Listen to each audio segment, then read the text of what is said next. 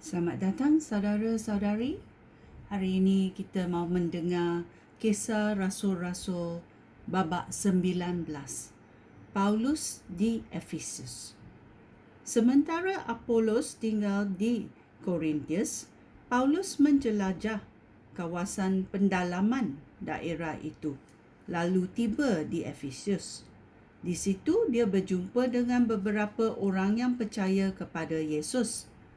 Dia bertanya kepada mereka, "Sudahkah kamu menerima Roh Allah pada waktu kamu percaya kepada Yesus?" Mereka menjawab, Kami belum pernah mendengar bahawa ada Roh Allah. Jika demikian, dengan baptisan apakah kamu dibaptis? Tanya Paulus.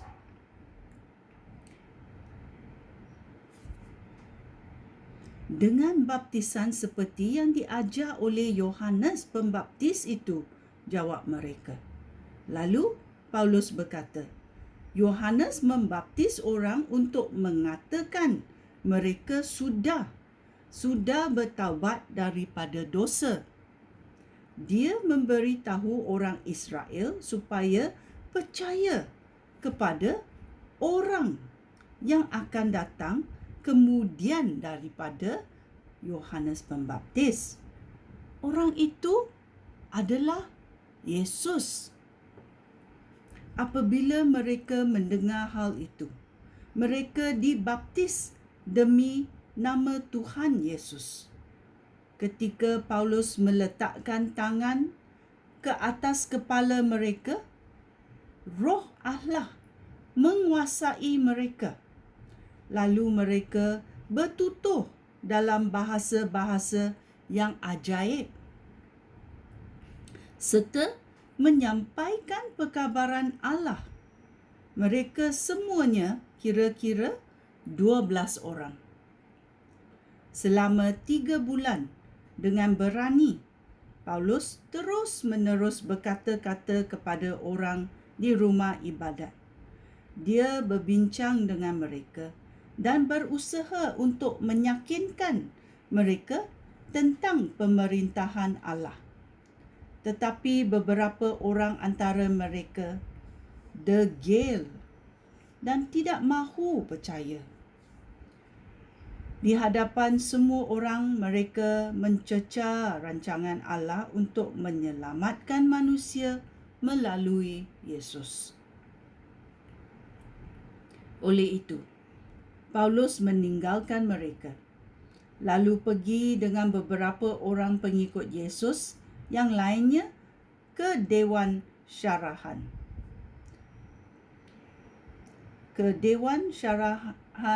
Tiranus. Setiap hari, Paulus mengadakan perbincangan di situ.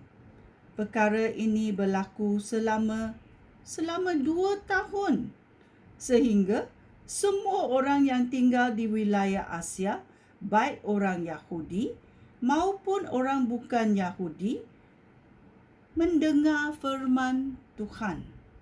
Amin. Anak-anak Skiba, ayat 11. Allah melakukan mujizat yang luar biasa melalui Paulus. Bahkan sapu tangan dan kain yang pernah dipakai oleh Paulus pun dibawa kepada orang sakit. Lalu mereka sembuh dan roh jahat keluar daripada mereka.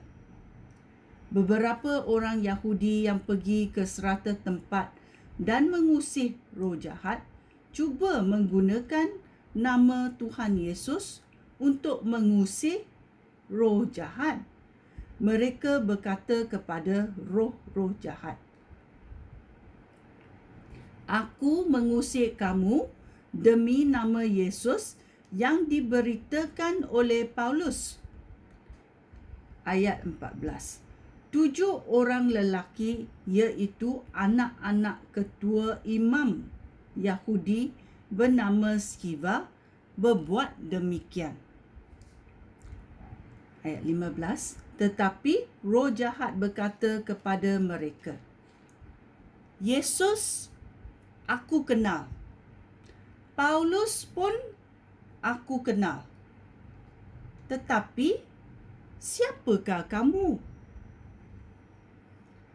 Ayat 16. Lalu orang yang dirasuk roh jahat itu menyerang mereka dengan ganas dan mengalahkan mereka. Dia mencederakan mereka dan mengoyak-ngoyakkan pakaian mereka sehingga mereka lari dari rumahnya. Semua orang Yahudi dan orang bukan Yahudi yang tinggal di Efesus mendengar peristiwa itu. Lalu mereka menjadi takut.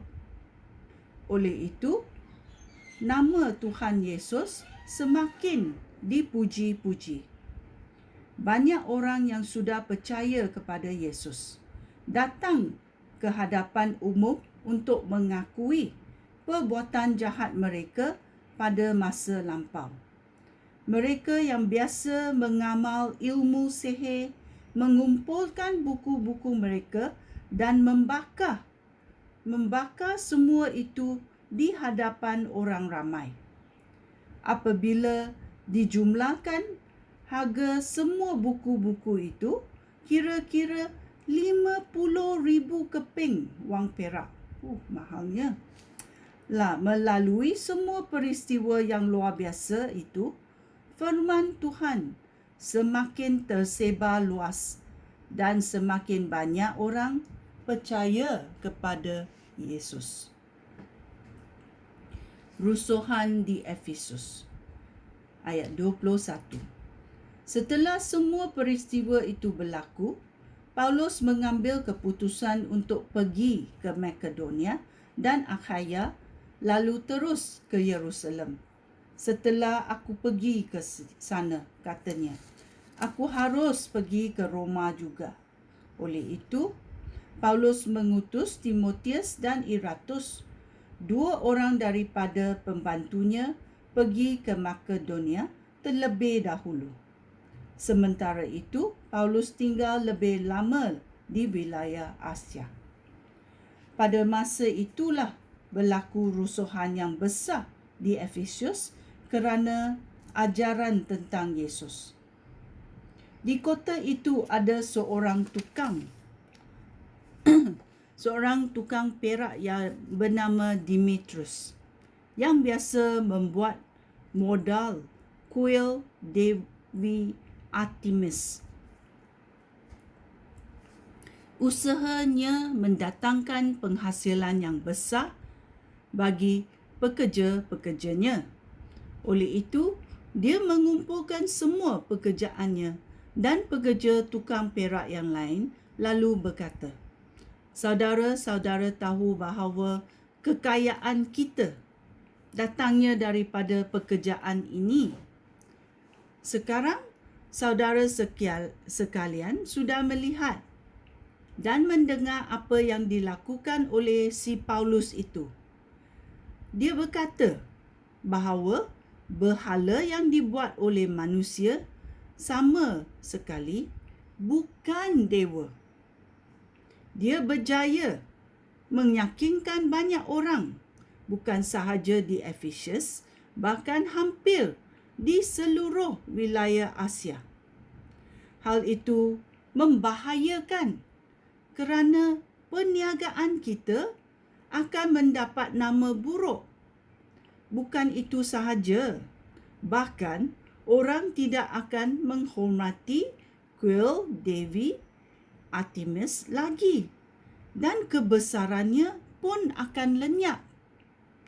Padahal Dewi Artemis disembah oleh semua orang di Asia dan di seluruh dunia. Apabila mereka mendengar hal itu, mereka sangat marah dan mula berseru, hidup Artemis, Dewi orang Efesus. Rusuhan itu meluas ke seluruh kota.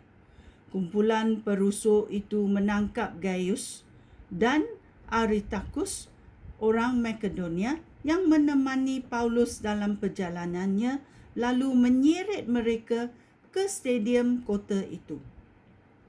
Paulus sendiri mahu menghadap orang ramai untuk berkata-kata kepada mereka. Tetapi pengikut Yesus di situ tidak membenarkan dia. Beberapa orang pegawai kerajaan di daerah itu yang bersahabat dengan Paulus menyuruh orang memberitahu Paulus supaya tidak masuk ke stadium itu. Sementara itu, orang yang berkumpul di stadium menjadi kacau bilau. Ada yang berteriak begini dan ada yang berteriak begitu. Kerana kebanyakan orang tidak tahu mengapa mereka datang ke situ. Beberapa orang menyangka bahawa Alexandra yang bertanggungjawab kerana orang Yahudi menyuruh dia tampil ke muka. Alexandra memberikan isyarat dengan tangan supaya diberikan peluang untuk membela diri di hadapan orang ramai. Tetapi apabila mereka melihat bahawa dia orang Yahudi, selama 2 jam mereka berseru dengan serentak, "Hidup Artemis, Dewi orang Efesus." Akhirnya, setiausaha kota berjaya menenteramkan orang ramai. Dia berkata, "Hai penduduk Efesus, semua orang tahu bahawa Efesuslah kota yang memelihara kuil Dewi Artemis dan batu suci yang jatuh dari langit. Tidak seorang pun dapat menafikan hal itu. Oleh itu, bertenanglah dan jangan buat apa-apa dengan terburu-buru." Saudara-saudara membawa kedua-dua orang ini kemari, walaupun mereka tidak merompak kuil ataupun menghina Dewi kita. Jika Demetrius dan pekerja-pekerjanya mahu mendakwa sesiapa, biarlah mereka membawa perkara itu ke mahkamah. Pada hari-hari tertentu, orang boleh datang ke mahkamah dan para pengawal pun ada di situ. Tetapi jika ada apa-apa lagi yang saudara-saudara kehendaki, hal itu harus diselesaikan dalam mesyuarat umum yang sah. Oleh itu, apa yang berlaku hari ini, kita akan dituduh mengadakan rusuhan. Kita tidak mempunyai alasan untuk membenarkan rusuhan ini.